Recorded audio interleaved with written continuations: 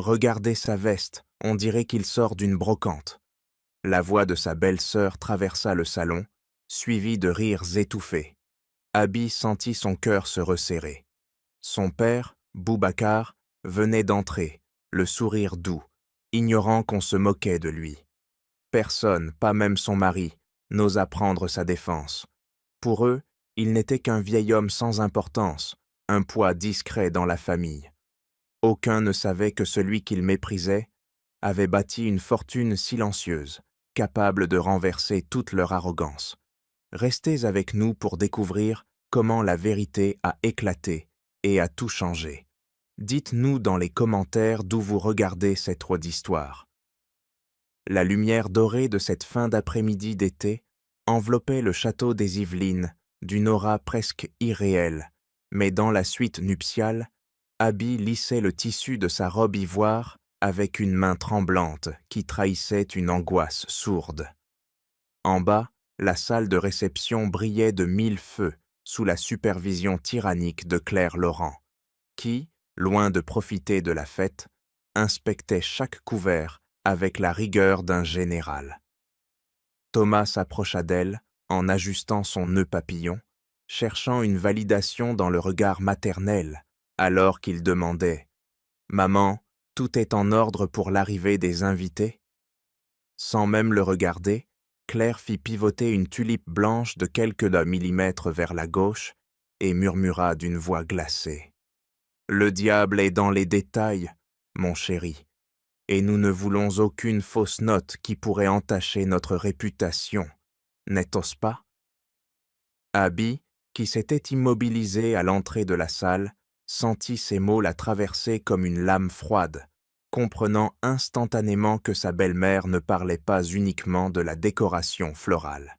C'est à cet instant précis que les lourdes portes en chêne s'ouvrirent pour laisser entrer Boubacar Sylla, dont la silhouette modeste dans son costume bleu marine, usé, contrastait violemment avec le faste intimidant des lustres en cristal. Il avançait avec une dignité tranquille, lissant un pli imaginaire sur sa veste dont les coudes lustrés trahissaient les années, ignorant les chuchotements qui se propageaient déjà dans l'assemblée comme une traînée de poudre. Une amie de Claire, tenant sa coupe de champagne comme un sceptre, se pencha et chuchota assez fort pour être entendue. « C'est le père de la mariée ? Il est courageux de venir ainsi. » Claire offrit à la salle un sourire qui n'atteignait pas ses yeux et répondit d'un ton mielleux. « Il a fait un effort, apprécions le geste même si le résultat est un peu décalé par rapport au standing de la soirée. » Abi sentit son cœur se serrer dans sa poitrine, ses yeux cherchant désespérément ceux de Thomas pour qu'il intervienne, mais son mari se contenta de rire nerveusement en se tournant vers un collègue pour feindre une conversation sur la bourse. La cérémonie avança inexorablement jusqu'au moment de la remise des cadeaux, où une montagne de paquets griffés, Hermès et Dior, s'entassaient sur une table de velours, rouge comme un monument à la richesse matérielle. Boubacar s'avança sans le moindre complexe, sortant de sa poche non pas un sac de luxe, mais une petite boîte en bois dont le vernis était écaillé aux angles. Le silence se fit pesant lorsque, ouvrant l'écrin pour révéler une vieille montre mécanique au cadran jauni, il plongea son regard dans celui de son gendre et déclara d'une voix chaude qui emplissait l'espace « Elle ne mesure ni l'altitude, ni le rythme cardiaque comme les gadgets modernes que tu aimes, Thomas. Mais elle mesure la patience, car j'ai passé 3 mois à en réparer chaque ressort. » Il tendit l'objet avec ses mains calleuses en ajoutant doucement « C'est un héritage qui nous rappelle que le temps consacré à la famille est la seule richesse qui ne se dévalue pas. » Thomas saisit la boîte, mais ses doigts se figèrent visiblement au contact du bois rugueux alors qu'il jetait un regard paniqué vers ses amis qui observaient de la sous-scène avec un amusement non dissimulé. Forçant un sourire crispé qui ressemblait davantage à une grimace, Thomas referma brusquement la boîte avec un clac sec et dit précipitamment « Merci, c'est tout à fait rétro et charmant, je vais la garder très précieusement pour ne pas l'abîmer. » Sans prendre la peine de la passer à son poignet, il glissa l'écrin sous une énorme boîte de machine à expresso pour la soustraire au regard, puis se tourna immédiatement vers sa mère en ordonnant « Maman, fais servir le vin s'il te plaît. Je crois que nous avons fini avec cette partie protocolaire. » Tandis que des rires étouffés et des commentaires sur cette brocante sentimentale fusaient de la table des Laurent, le sourire d'Abby se figea comme du plâtre, la honte de son mari lui faisant plus mal que n'importe quelle insulte directe. Étouffant sous le poids de cette humiliation publique, elle profita des premières notes de la valse pour s'éclipser vers le balcon de pierre, où l'air frais de la nuit pourrait apaiser la nausée qui lui montait à la gorge. Elle ne fut pas surprise de trouver Boubacar déjà là, contemplant le jardin obscur avec une sérénité qui la désarmait, et elle s'approcha en sanglotant. « Père, je suis tellement désolée qu'ils te traitent ainsi. Je n'aurais pas dû les laisser faire. » Boubacar se retourna lentement, posa un doigt sur ses lèvres pour interrompre le flot d'excuses et ajusta tendrement une mèche rebelle du voile de sa fille. « Ne t'excuse jamais pour l'ignorance des autres, ma fille, car leur mépris en dit plus long sur eux que sur moi, » dit-il d'une voix apaisante. Abby insista, les larmes aux yeux. « Mais Thomas a caché la montre, il a honte de toi, et je ne peux pas supporter de voir ça. » Son père regarda à travers la baie vitrée, observant Thomas qui riait, fort au milieu de ses invités fortunés, et répondit avec une sagesse qui semblait venir d'un autre monde. « Thomas est assez jeune, et il vit dans une cage dorée. Il ne sait pas encore distinguer l'éclat froid de l'or de la véritable lumière du soleil. » Il posa ses mains chaudes sur les épaules d'Abby pour l'ancrer dans la réalité, et ajouta fermement « Écoute-moi bien, ils me regardent avec ce qui leur manque, pas avec ce qu'ils comprennent. Alors ne laisse pas leur jugement fausser ta propre valeur ce soir. » La musique à l'intérieur devint plus forte, signalant que le temps de la solitude était révolu, et Boubacar la poussa doucement vers la lumière en disant « Retourne à ta fête, ne fais pas attendre ton mari pour une histoire de vieil homme. » Abby essuya ses larmes et hocha la tête, mais en franchissant le seuil pour rejoindre Thomas qui lui faisait de grands signes, elle sentit une fissure invisible s'ouvrir en elle, réalisant avec effroi qu'elle venait d'épouser un homme qui préférait l'apparence à la vérité. 5 années s'étaient écoulées depuis la cérémonie de mariage, polissant la vie d'Abby jusqu'à lui donner l'apparence lisse et froide d'un marbre italien. L'appartement qu'elle partageait avec Thomas, situé dans l'un des quartiers les plus prisés du 16e arrondissement de Paris, ressemblait davantage à une page de magazine de décoration intérieure qu'à un véritable foyer. Les murs étaient donc d'un blanc immaculé qui semblait repousser toute forme de chaleur. Les meubles d'un beige étudié ne portaient aucune trace d'usure, et aucune photographie personnelle ni souvenir d'enfance ne venait troubler cette symétrie oppressante. Abby y évoluait souvent comme une invitée permanente dans sa propre vie, craignant presque de froisser les coussins de soie ou de laisser une empreinte disgracieuse sur les surfaces laquées.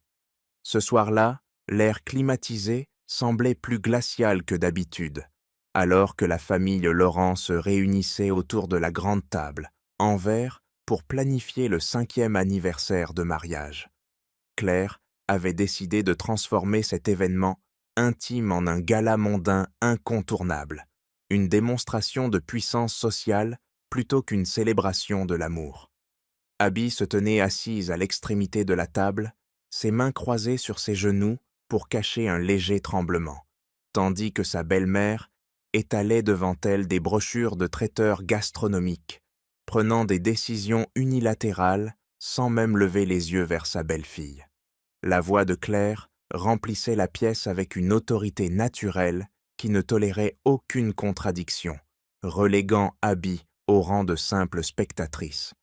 Thomas, assis à la droite de sa mère, opinait du chef à chaque suggestion, validant le choix du champagne millésimé et de l'orchestre de chambre, comme s'il s'agissait d'évidences absolues. Il était trop occupé à maintenir la paix pour remarquer le silence pesant de sa femme ou l'ombre qui passait dans son regard.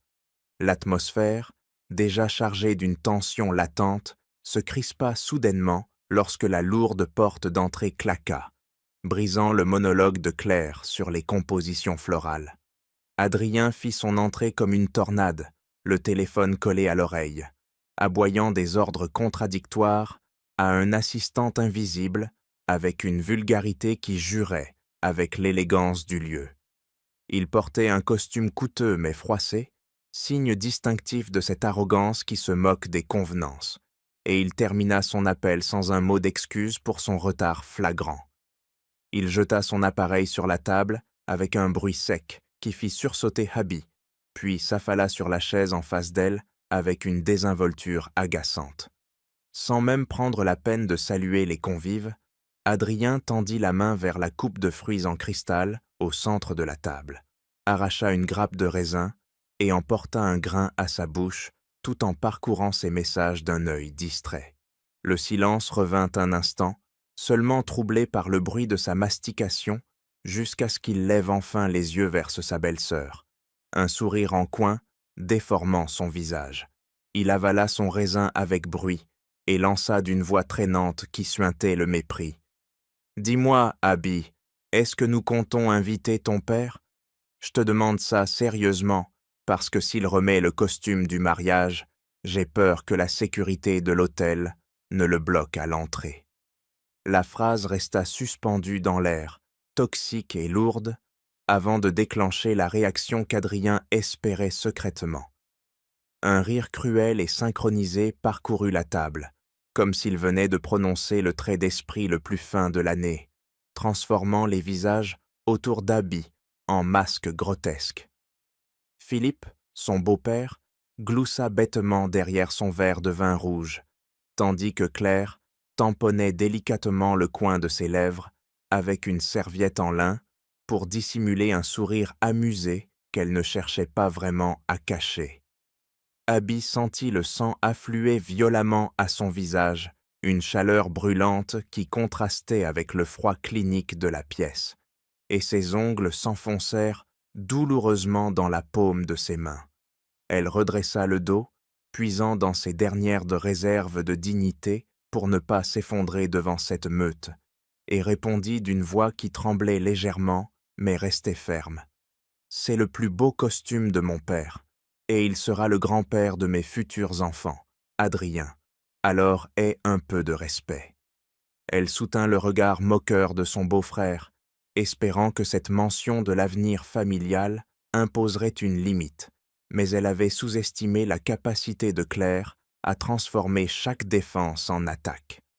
Le silence qui suivit fut de courte durée, brisé par la voix mielleuse de la matriarche qui intervint avant que la tension ne devienne socialement gênante. Elle posa une main parfaitement manucurée sur la table, ses bagues étincelant sous la lumière crue du lustre, et dit avec une fausse compassion « Oh, ne sois pas si sensible, Abby. Adrien veut donc juste assurer l'esthétique générale de la soirée. Nous pouvons lui acheter un costume neuf, tu sais. Considérons ça comme une œuvre de charité envers la famille. » Le mot charité résonna dans les oreilles d'Abby comme une insulte physique, réduisant son père à l'état de mendiant nécessitant l'aumône des Laurent. Le cœur battant à tout rompre, Abby tourna lentement la tête vers Thomas, ses yeux implorant une défense, un mot, un geste, n'importe quoi qui prouverait qu'il était son mari, avant d'être le fils de cette femme.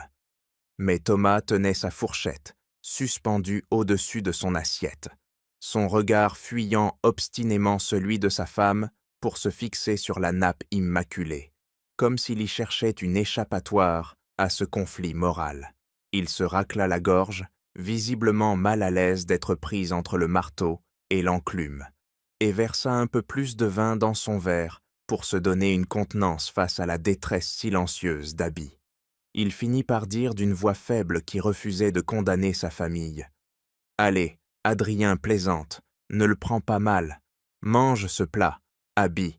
Ça va refroidir et ce serait dommage de gâcher le dîner. » Abby regarda l'assiette comme si elle contenait du poison, réalisant avec une clarté terrifiante que la trahison de Thomas était infiniment pire que la moquerie d'Adrien ou le mépris de Claire. Autour d'elle, les conversations reprirent comme si de rien n'était. Les rires tintèrent à nouveau. Mais pour Abby, le monde venait de basculer dans une solitude absolue. Plus tard dans la soirée, incapable de supporter une minute de plus ce théâtre familial, Abby se réfugia dans la cuisine froide et immaculée pour appeler son père. Elle tentait de masquer le tremblement de sa voix, parlant de la météo et de détails triviaux, mais Boubacar, avec son intuition infaillible, perça immédiatement sa carapace. À l'autre bout du fil, sa voix, calme et posée, traversa la distance pour envelopper sa fille d'une chaleur qu'elle ne trouvait plus chez elle. Il lui dit doucement que si elle avait besoin de sa présence, il viendrait, peu importe les regards ou les jugements, car il ne craignait personne. Cette simple phrase fit couler les larmes qu'Abby retenait depuis des heures. Dans le silence de sa cuisine design, elle comprit que cette fête d'anniversaire ne serait pas une célébration, mais un test cruel pour son mariage et pour sa propre âme, un test qu'elle n'était plus sûre de vouloir réussir.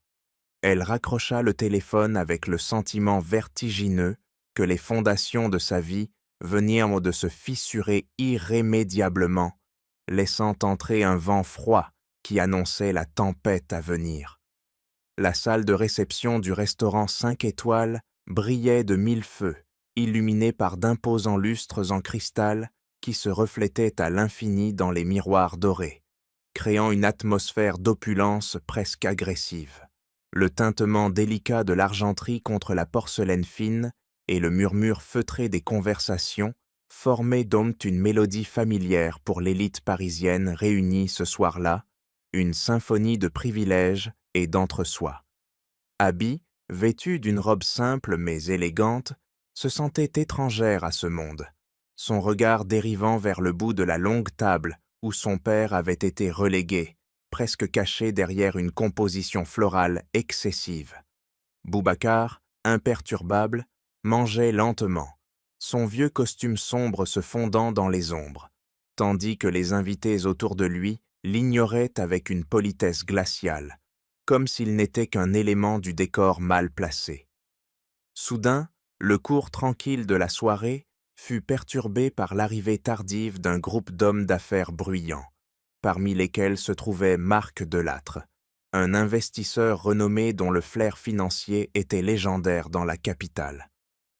Marc, l'air ennuyé, scannait la salle avec indifférence, son verre de vin à la main, jusqu'à ce que son regard se fige sur la silhouette discrète de Boubacar. Ses yeux s'écarquillèrent de surprise, puis s'illuminèrent d'une reconnaissance sincère, et il traversa la salle d'un pas décidé, bousculant presque Adrien, qui se tenait sur son chemin, avec une coupe de champagne. « Monsieur Sylla, c'est bien vous, n'est-ce pas ?» s'exclama Marc d'une voix forte qui coupa net les conversations environnantes. L'homme qui a refusé de vendre ses parts du fonds Alpha quand le marché s'est effondré en 98. Boubacar leva les yeux de son assiette, essuya doucement sa bouche avec sa serviette et offrit un sourire modeste à l'homme qui se tenait devant lui.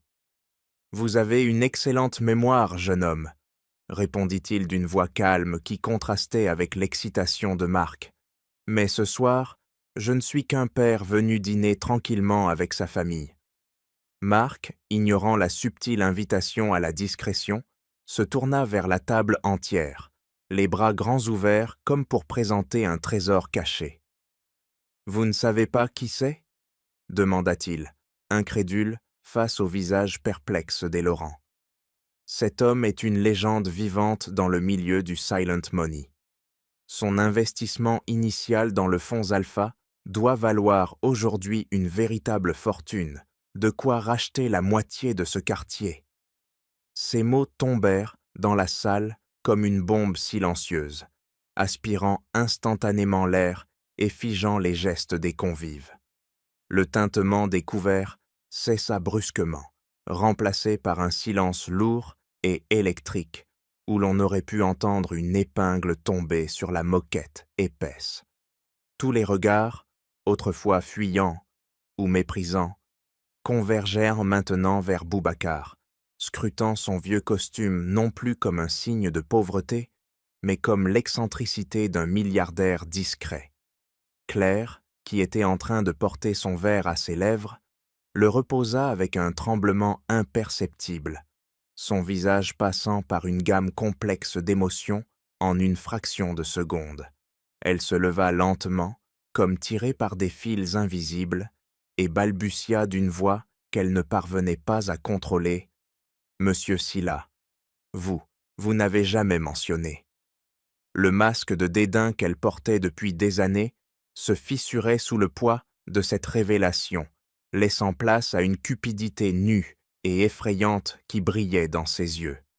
Philippe, son mari, se redressa sur sa chaise, lissant nerveusement sa cravate comme s'il se préparait à un entretien d'embauche, tandis qu'Adrien regardait Boubacar avec une bouche bée, calculant mentalement les zéros qui venaient d'apparaître derrière le nom de son beau-père.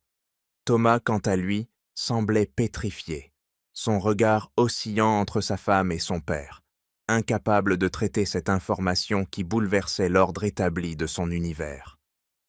Abi observa ce spectacle avec un mélange de fascination et d'horreur, voyant pour la première fois la vérité crue sur sa belle famille. Leur respect n'était pas une question de dignité humaine, mais une simple transaction financière. Elle vit sa belle-mère s'approcher de Boubacar avec un sourire carnassier, tendant une main tremblante vers son épaule. « Mais quel cachotier vous faites, Boubacar !» s'écria Claire, avec un rire forcé qui sonnait faux comme une pièce contrefaite. « Nous aurions tellement aimé comprendre votre vision plus tôt. » Boubacar ne bougea pas, son regard serein, agissant comme un miroir où se reflétait la bassesse de ses interlocuteurs. Il ne confirma ni ne démentit les propos de Marc, laissant le silence faire son œuvre, un silence qui en disait plus long que n'importe quel discours. Ce soir-là, au milieu du luxe et des apparences, les masques étaient tombés, révélant les visages hideux de l'avidité, et Abi sut que plus rien ne serait jamais comme avant. L'atmosphère dans la salle de réception huppée avait radicalement changé après la révélation involontaire de Marc Delattre, passant d'un mépris poli à une admiration vorace qui donnait la nausée à Abi. Claire Laurent, qui quelques minutes plus tôt regardait Boubacar comme une tache disgracieuse sur sa nappe immaculée, s'affairait désormais autour de lui avec une sollicitude étouffante et théâtrale. Elle touchait son bras, riait trop fort à ses silences et réprimandait les serveurs pour qu'ils remplissent son verre, comme si le vieux costume usé de son beau-père s'était soudainement transformé en manteau royal. Philippe tentait maladroitement d'engager la conversation sur les tendances du marché asiatique, tandis qu'Adrien fixait son beau-père avec l'œil brillant et calculateur d'un joueur de poker qui vient de découvrir la main gagnante de son adversaire. Boubacar, fidèle à sa nature stoïque, restait d'un calme olympien face à cette tempête d'hypocrisie, répondant par des hochements de tête polis mais évasifs qui ne faisaient qu'attiser la curiosité malsaine de la famille Laurent. Il ne confirmait rien sur la valeur actuelle de ses actifs, ne niait rien sur son passé d'investisseur, laissant le silence faire son œuvre dévastatrice sur leurs nerfs à vif. Abi sentit qu'elle devait extraire son père de cette fosse au lion avant qu'il ne le dévore tout cru. Alors elle prétexta une fatigue soudaine pour abréger la soirée, malgré les protestations mielleuses de sa belle-mère. Au moment des adieux sur le trottoir, Claire retint la main de Boubacar une seconde de trop, ses ongles manucurés s'enfonçant légèrement dans la manche du vieux costume qu'elle avait tant critiqué en début de soirée. Elle murmura avec un sourire carnassier qu'ils devaient absolument déjeuner ensemble très bientôt pour rattraper le temps perdu et mieux se connaître, une phrase qui sonnait dans les oreilles d'Abby comme une menace voilée de sucre. Une fois Boubacar parti dans son taxi modeste, le couple Laurent regagna sa voiture, mais l'air entre eux était devenu irrespirable, chargé d'électricité statique et de ressentiment.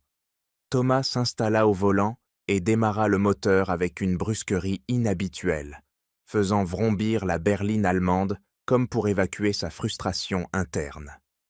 Abby s'assit côté passager et regarda défiler les lumières de Paris par la vitre, sentant le regard de son mari peser sur elle comme une accusation physique lourde et injuste.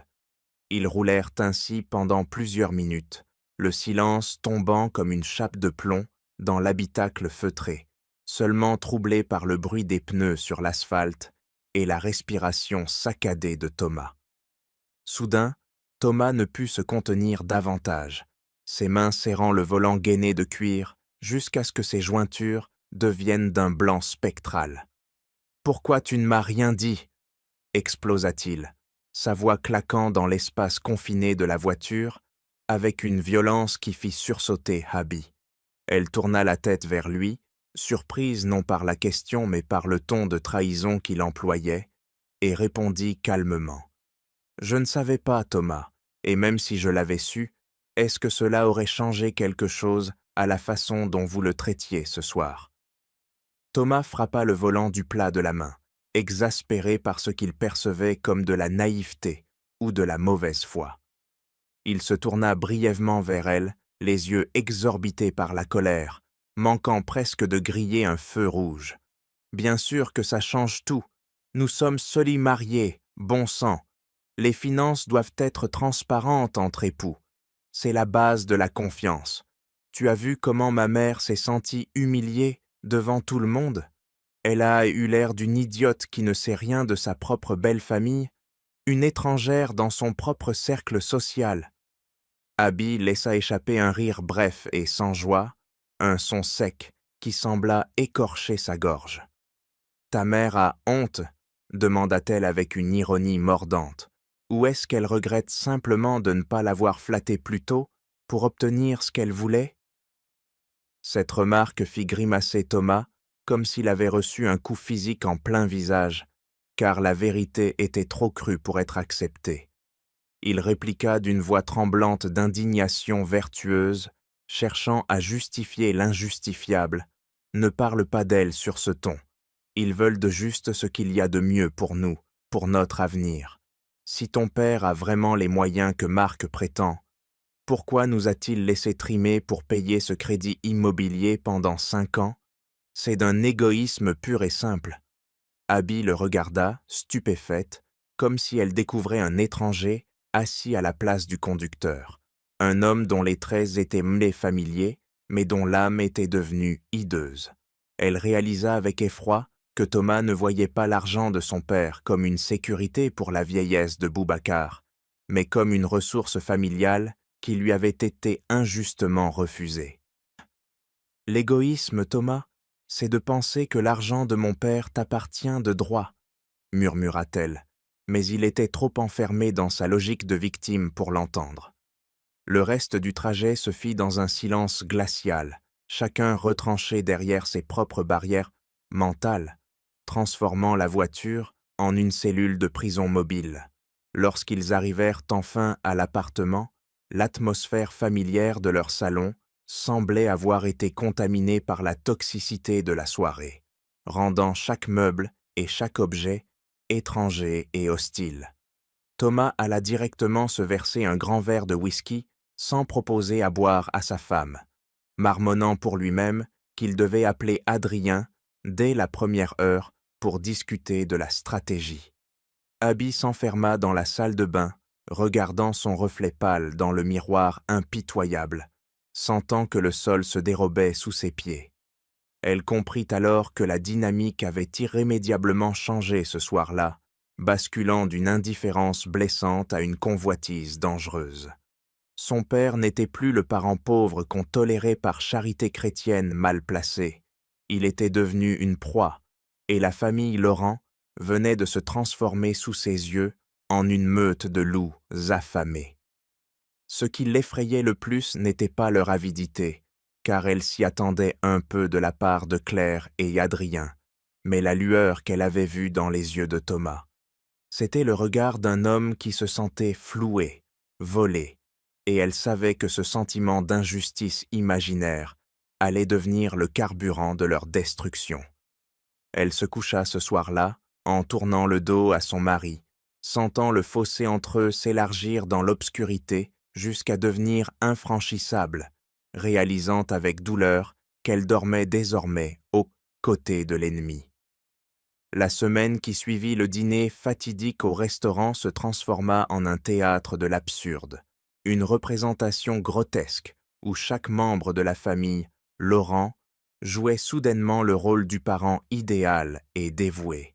Ce qui n'était autrefois que mépris silencieux ou indifférence polie, s'était métamorphosé en une campagne de séduction agressive, un véritable siège organisé avec la précision militaire d'une opération de conquête.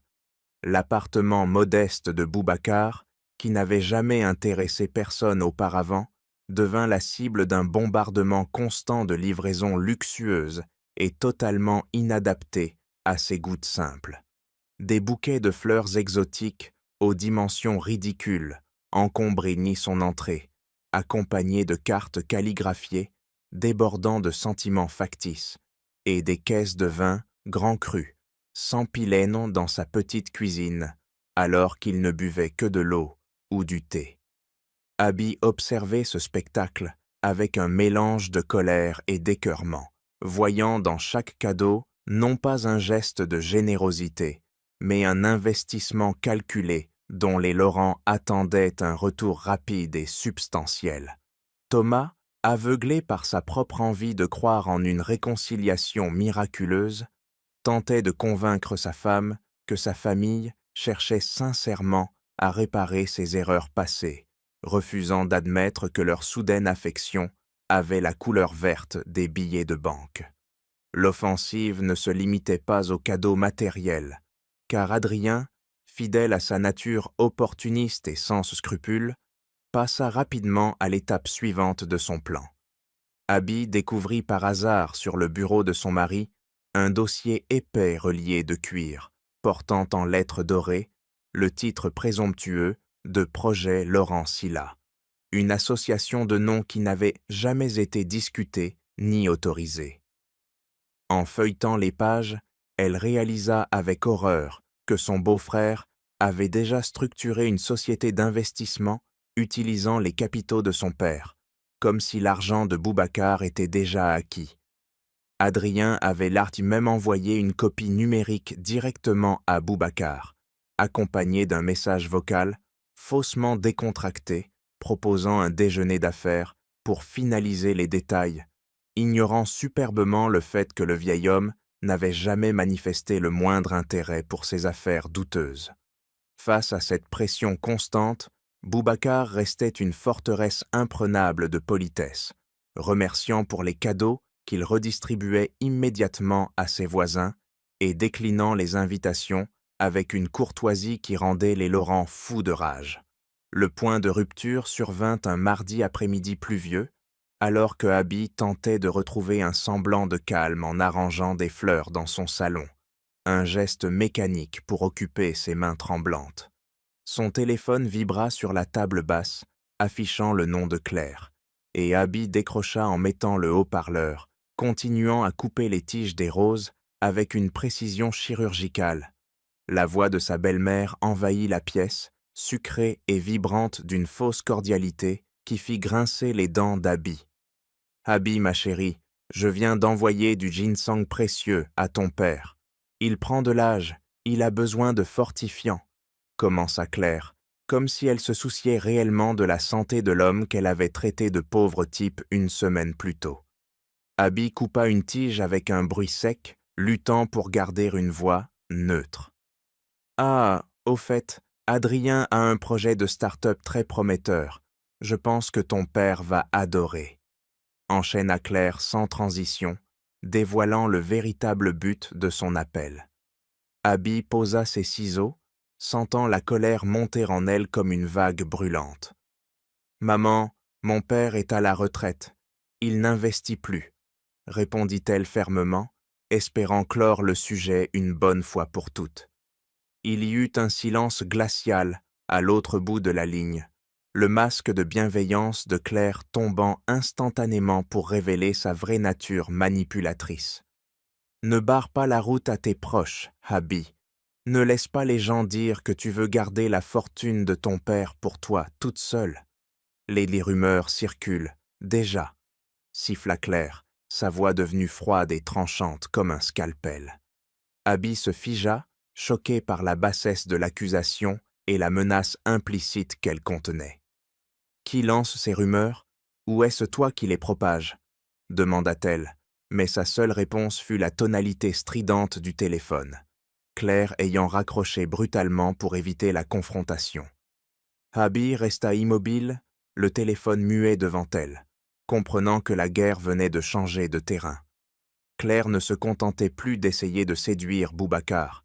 Elle commençait à détruire la réputation d'Abby pour l'isoler et prendre le contrôle de la situation. Dans les jours qui suivirent, Abby perçut les effets insidieux de cette campagne de dénigrement.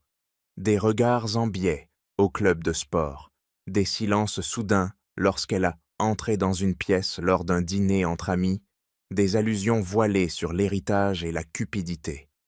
Claire, entre deux séances de coiffure et des parties de tennis, distillait son poison avec une efficacité redoutable, peignant le portrait d'une belle-fille ingrate et possessive qui manipulait un vieil homme sénile pour s'accaparer sa fortune.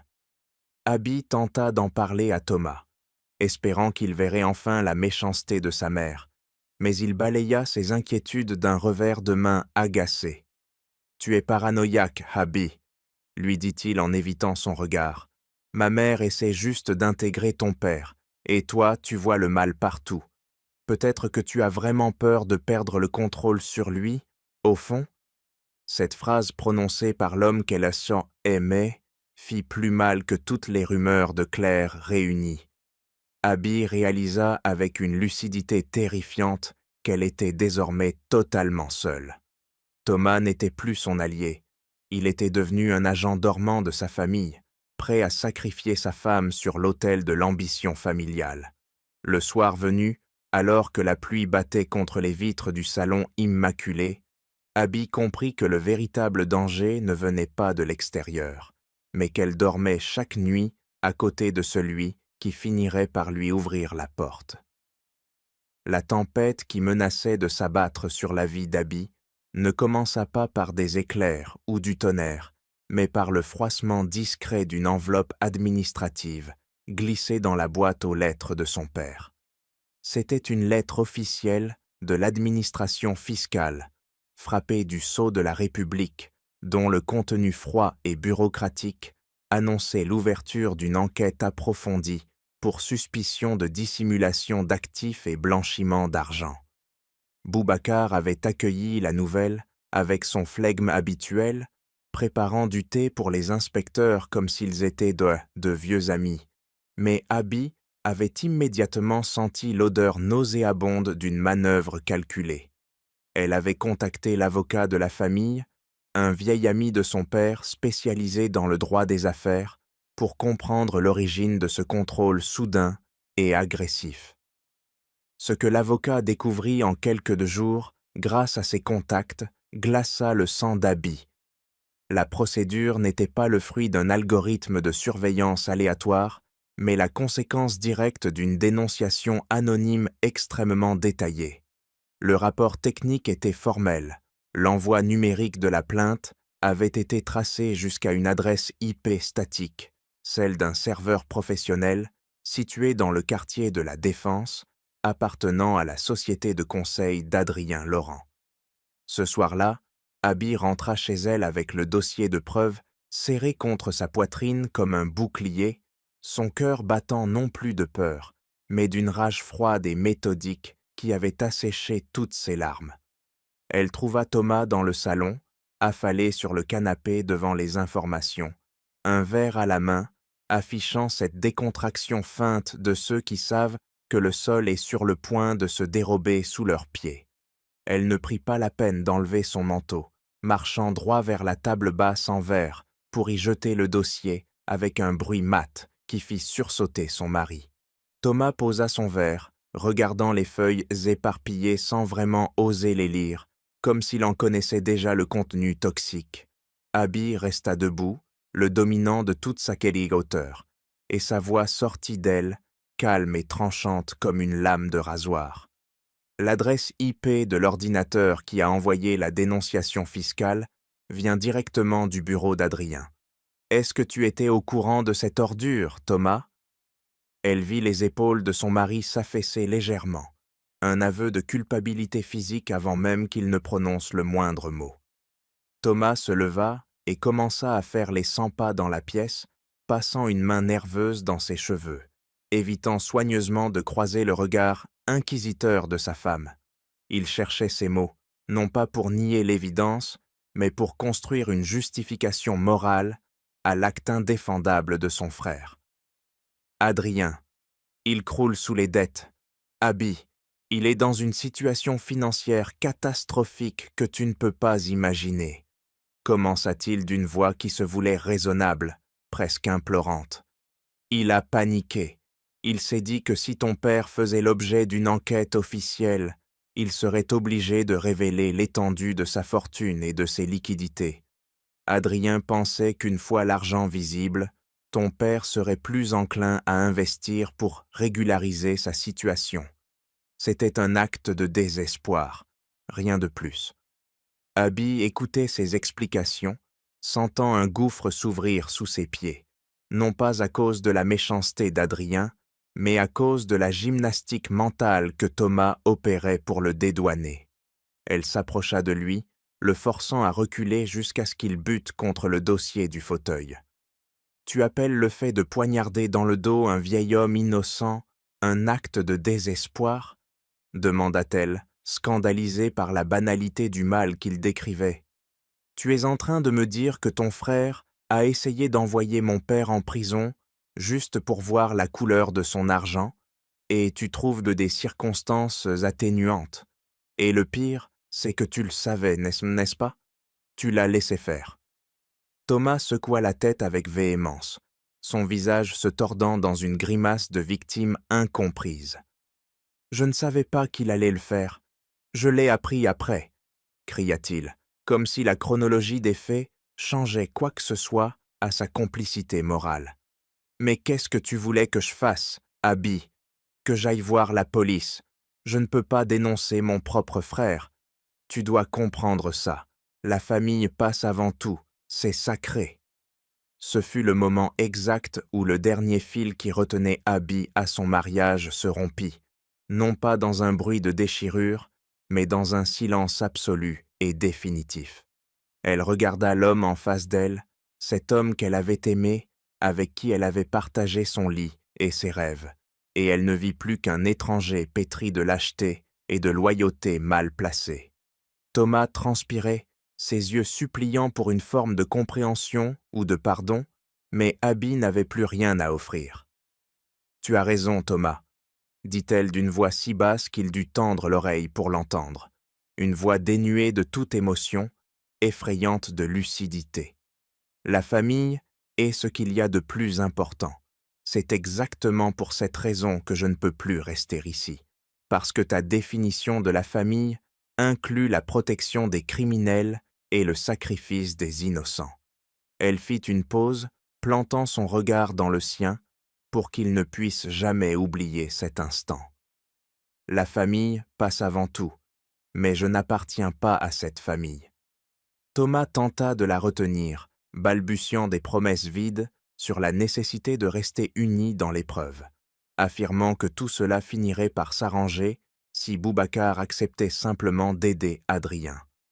Abby se dégagea de son étreinte avec un mouvement de recul instinctif, comme si son contact la brûlait. Elle ne monta pas faire sa valise, elle ne cria pas, elle ne pleura pas. Elle alla simplement chercher une couverture dans l'armoire du couloir et s'installa sur le canapé du salon, érigeant une muraille invisible mais infranchissable entre elle et la chambre conjugale.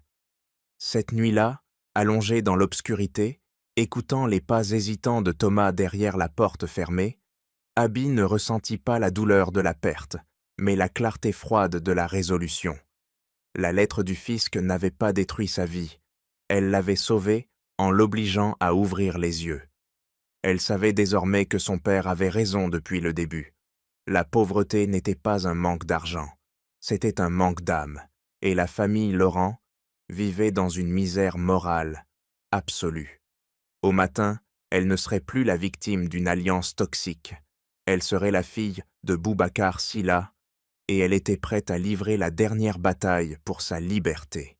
Le salon de la résidence Laurent, qui avait été le théâtre de tant de réceptions mondaines où Abby s'était sentie petite et inadéquate, ressemblait ce soir-là à une salle d'audience froide et stérile, dépouillée de toute chaleur humaine. Claire avait disposé les sièges en cercle, une mise en scène calculée pour évoquer une intimité familiale qui n'existait pas, et avait même fait préparer du thé et des mignardises, comme si quelques pâtisseries pouvaient effacer la trahison de la semaine précédente.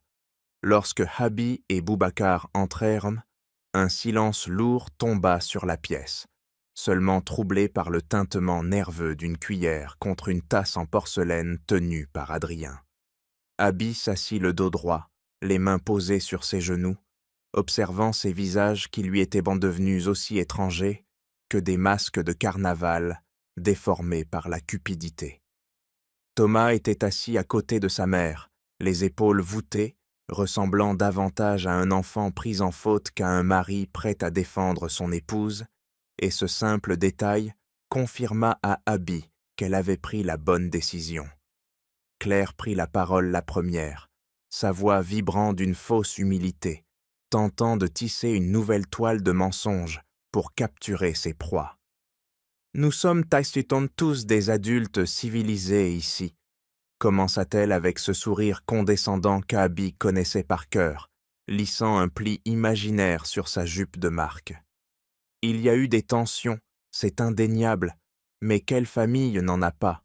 Nous avons mal interprété certaines choses, et vous avez peut-être été un peu trop sur la défensive, mais l'important est de regarder vers l'avenir. » Philippe, son mari, hocha la tête avec gravité, ajoutant que la pression sociale les avait tous un peu égarés, tandis qu'Adrien marmonnait quelque chose d'inaudible sur un malentendu regrettable concernant la plainte fiscale, sans jamais oser lever les yeux vers Boubacar.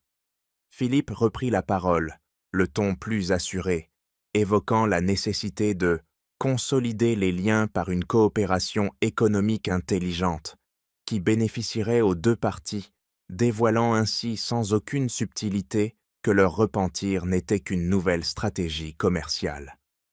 Abby sentit une vague de calme absolu l'envahir, une sérénité froide qui remplaçait la colère et la douleur des jours précédents. Elle se leva lentement, dominant l'assemblée de toute sa hauteur, et son mouvement suffit à faire taire le flot de paroles vides de sa belle famille. « Il n'y a aucun malentendu, Claire, » coupa-t-elle d'une voix claire qui résonna dans le silence du salon. « Vous n'avez pas mal interprété la situation. Vous avez méprisé mon père lorsqu'il portait un costume usé, le traitant comme une tache sur votre décor parfait. Vous l'avez traqué comme une bête sauvage dès que vous avez senti l'odeur de l'argent. Et quand la séduction n'a pas fonctionné, vous avez essayé de le détruire avec des dénonciations calomnieuses. » Claire ouvrit la bouche pour protester, l'air scandalisé, mais Abby ne lui laissa pas le temps de respirer. « Ce n'est pas une série de malentendus, c'est une révélation de caractère. Vous ne changez d'attitude que lorsque le solde bancaire change, et cela me donne la nausée. » Philippe s'empourpra, sa moustache frémissant d'indignation, et il frappa l'accoudoir de son fauteuil. « Surveillez votre langage, jeune fille. Pour qui vous prenez-vous pour nous juger ainsi dans notre propre maison ?» Abby tourna vers lui un regard d'acier, imperturbable, face à son autorité dérisoire. « Je suis la fille de Boubacar Silla, » répondit-elle avec une fierté qui semblait illuminer la pièce. « Et je suis bien plus riche que vous ne le serez jamais. pas en euros, pas en actions, mais parce que je n'ai pas besoin de vendre mon âme, ou de trahir les miens pour me sentir respecté. Elle porta alors sa main gauche à sa main droite et commença à retirer l'anneau d'or qui symbolisait son union avec Thomas. Le geste était lent, délibéré, et chaque seconde qui passait semblait étirer le temps, rendant l'acte presque solennel. Elle posa l'alliance sur la table basse en verre, et le son du métal rencontrant la surface dure produisit un clac sec et définitif, un point final sonore à 5 années de vie commune. « Thomas, dit-elle en se tournant vers son mari, qui la regardait avec des yeux embués de larmes, tu as eu le choix, encore et encore. Tu as choisi ta famille, leur confort, leur approbation. C'est ton droit. Mais ce soir, je choisis la mienne. » Thomas se leva précipitamment, tendant une main vers elle comme pour la retenir physiquement. « Abby, je t'en prie, ne fais pas ça. Je t'aime, nous pouvons surmonter ça. Je te promets que je vais changer. » supplia-t-il, la panique déformant sa voix. Abby recula d'un pas, hors de sa portée, et secoua tristement la tête. « Si tu m'aimais, Thomas, tu aurais protégé mon père dès le premier jour. Tu n'aurais pas eu honte de lui. Tu n'aurais pas laissé ton frère l'attaquer. Tu ne veux pas que je reste par amour. Tu veux que je reste pour que tu ne sois pas seul avec ta culpabilité. » Elle prit le bras de son père, et ils se dirigèrent vers la porte d'entrée, laissant derrière eux une famille pétrifiée dans sa propre déchéance. Juste avant de franchir le seuil, Boubacar s'arrêta et se tourna vers Adrien, qui était toujours affalé dans son fauteuil, le visage gris de honte. Le vieil homme le regarda, non pas avec colère, mais avec une pitié profonde. « Jeune homme, dit Boubacar d'une voix douce, l'argent est comme l'eau de mer. Plus on en boit, plus on a soif. J'espère qu'un jour, vous trouverez une source d'eau douce avant de mourir de déshydratation spirituelle. » Ils sortirent donc de l'immeuble haussmannien sans se retourner, laissant la lourde porte se refermer sur le passé. Dehors, Paris brillait sous les lumières du soir, et une brise fraîche venue de la Seine soufflait, balayant les dernières traces de l'atmosphère viciée de l'appartement. Abby prit une grande inspiration, remplissant ses poumons de cet air nocturne, et sentit ses épaules s'alléger d'un poids qu'elle portait depuis trop longtemps. Ils marchèrent un moment en silence le long des quais, regardant les bateaux-mouches passer lentement sur l'eau sombre. « Comment te sens-tu » demanda doucement Boubacar en observant le profil apaisé de sa fille. Abby sourit, un vrai sourire qui atteignait enfin ses yeux. « J'ai l'impression d'avoir tracé une ligne dans le sable et d'être enfin du bon côté, » avoua-t-elle. « Je n'ai plus de mari, plus d'appartement chic, je ne sais pas où je vais dormir demain, mais je me sens légère. » Boubacar lui serra le bras avec affection, ses yeux pétillants de fierté. « Ce n'est pas le vide que tu ressens, ma fille, » dit-il en regardant l'horizon. « C'est l'odeur de la liberté, et crois-moi, elle vaut plus que tous les comptes en banque du monde. » C'est ici que s'achève l'histoire de Abby et de son père, une leçon poignante sur la dignité face à l'avidité. Et vous, qu'auriez-vous fait à sa place? Pensez-vous que le pardon était encore possible, ou le départ était-il la seule issue pour retrouver sa liberté? Partagez vos pensées et vos réflexions dans les commentaires. Nous adorons vous lire. Merci infiniment d'avoir écouté jusqu'au bout. Prenez soin de vous et à très vite pour une nouvelle histoire.